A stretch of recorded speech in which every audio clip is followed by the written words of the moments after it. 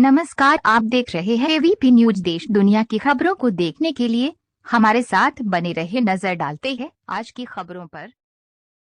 ग्वालियर में आजाद समाज पार्टी के नेता दामोदर यादव आज ग्वालियर पहुंचे, जहां उन्होंने प्रेस से बात करते हुए कहा कि ग्वालियर के गडरोली गांव में कुशवाहा के साथ हुई मारपीट के मामले में सीएम और एसपी से सख्त कार्रवाई करने की मांग की है। ऐसा न होने पर आंदोलन की चेतावनी दी है। दामोदर यादव ने इंदरगढ़ में आयोजित चंद्रशेखर आजाद के कार्यक्रम को सफल बताते हुए 2028 में मध्य प्रदेश में आजाद समाज पार्टी की चुनाव लड़ सरकार बनने का दावा करेगी। दामोदर यादव ने धीरेन्द्र शास्त्री को भाजपा का एजेंट बताया और कहा कि धीरेन्द्र शास्त्री चुनाव से पहले बिहार गए, अब कोलकाता गए। इससे साफ है धीरेन्द्र शास्त्री भाजपा के लिए काम कर रहे हैं। ग्वालियर के गढ़रौली गांव में कुशवाहा युवक के साथ मारपीट पर दामोदर ने कहा कि पीएम ओवीसी है। ग्वालियर के कुशवाहा सांसद मंत्री है, लेकिन वो सब चुप है। ये सब नागपुर से ऑपरेट होते हैं। ग्वालियर से जतिन कुशवाहा के साथ कैमरामैन पवन गिरी। बाइट दामोदर यादव, नेता आजाद समाज पार्टी। ये तार निकाल देंगे तार ये आर्मी थोड़ा पीछे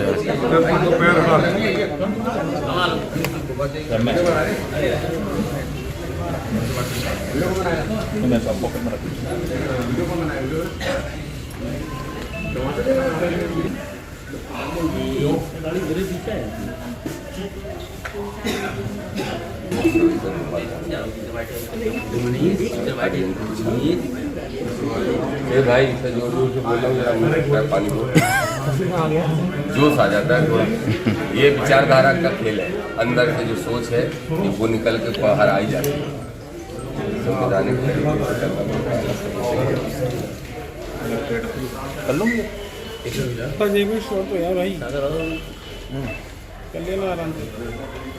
कौन सा गांव बताया? गडरौली के पास में किस तरीके का अभियान? सम्मानीय पत्रकार साथियों, सबसे पहले तो मैं जो मेरे आज के विषय हैं उनके पहले ये गंभीर विषय जो मेरे सामने आया है। आप सबने देखा कि कल ग्वालियर जिले के ही गढ़रौली थाना बेहट क्षेत्र के अंदर एक गढ़रौली गांव है। वहां पे एक कुशवाहा समाज के व्यक्ति को किसी दबंग ने, कोई शुक्ला है, कितनी बेरहमी से पीटा और उसके साथ जो व्यवहार किया।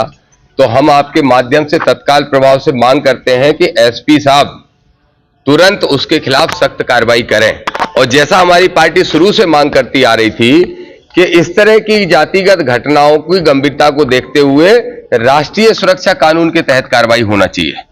और अगर एसपी ने ये कार्रवाई नहीं की, मैं स्पष्ट तौर पर कह रहा हूं, यहाँ के एसपी सुन ले, अगर उन्होंने ये गंभीरता से कार्रवाई नहीं की तो जो हमारे राष्ट्रीय अध्यक्ष ने, आदरणीय सांसद भाई चंद्रशेखर आजाद जी ने कहा कि फिर हम नीले कबूतर नहीं, फिर हम नीले बाज हैं, और नीला बाज फिर खुद शिकार करता है।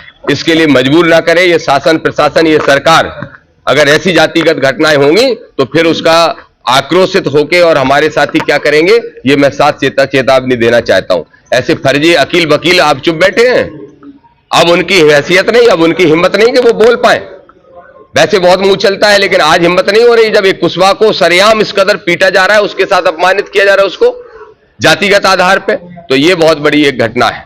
इसलिए हम मांग करते हैं कि इसकी तुरंत प्रभाव से तत्काल कार्रवाई ग्वालियर का प्रशासन करे। दूसरा जो हमारा विषय है, पहले से जो तय था, एजेंडा था प्रेस कॉन्फ्रेंस का, एक तो आप सबने देखा कि इंदरगढ़ के अंदर 6 तारीख को बाबा साहब के परिनिर्वाण दिवस पे 6 दिसंबर को हम लोगों ने एक बड़ी सभा का आयोजन किया था, जो एक विशाल रैली के रूप में तब्दील हुआ। और हमारा ऐसा मानना है, आदरणीय भाई चंद्रशेखर आजाद जी, राष्ट्रीय अध्यक्ष जी विनय रतन जी और रविंद्र भाटी जी, हमारे सारे नेता वहां पहुंचे, प्रदेश का पूरा नेतृत्व लगा, प्रदेश प्रभारी, सह प्रभारी अध्यक्ष सब।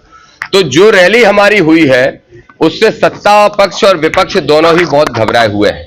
आज हम आपके सामने ग्वालियर की इस ऐतिहासिक धरती से ये घोषणा करते हैं कि आगामी चुनाव जो 2028 के अंदर मध्य प्रदेश विधानसभा का आएगा, अब हमने तय कर लिया है कि हम मध्य प्रदेश के अंदर अपने संविधानवादी लोगों की सरकार बनाने का काम करेंगे।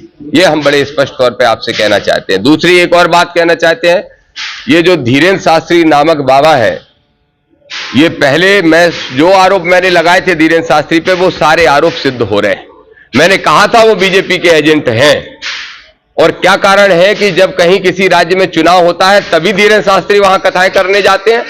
इसका उदाहरण है, हरियाणा भी इसका उदाहरण है, मध्य प्रदेश में तो करते ही है, उत्तर प्रदेश में तो योगी के मारे घुस नहीं पाते हैं। ऐसे अनेक उदाहरण है राज्यों में। बिहार में भी गए थे कहने के मेरे पागलों, मेरी भाषा को समझ लेना। अब वो पश्चिम बंगाल पहुंच गए हैं।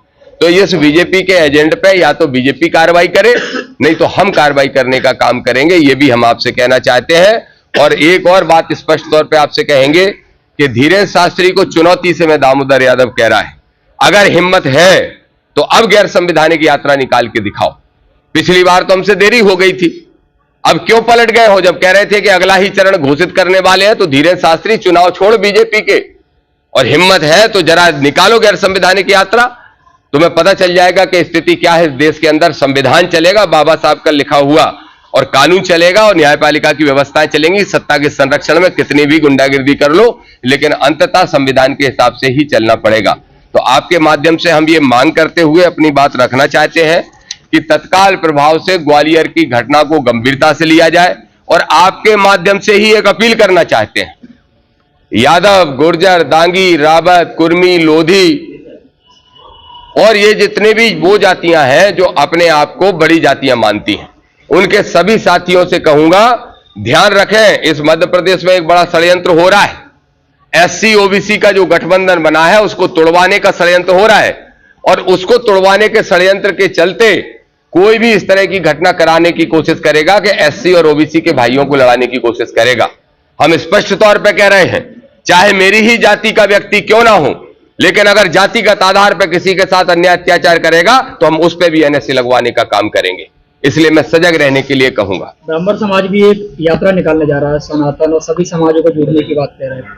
देखिए, मान्यवर कांसीराम साहब ने कहा था कि अपने आप को उच्च जाति का बताने वाले लोग जब अपने संगठन चलाने लगे, अपने आंदोलन करने लगे, तो समझ लेना अम्बेडकरवादियों के तुम सही रास्ते पे चल रहे हो।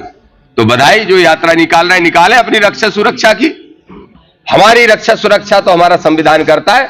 वो इस संविधान को नहीं मानते, वो मनु विधान को अगर मानते होंगे तो यात्रा निकालेंगे।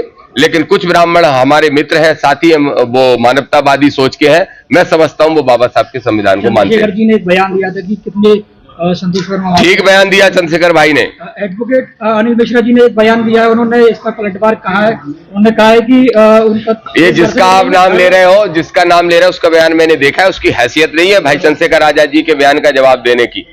यहां तक कि मैं भी ये नहीं समझता कि मैं उस व्यक्ति का जवाब दूं।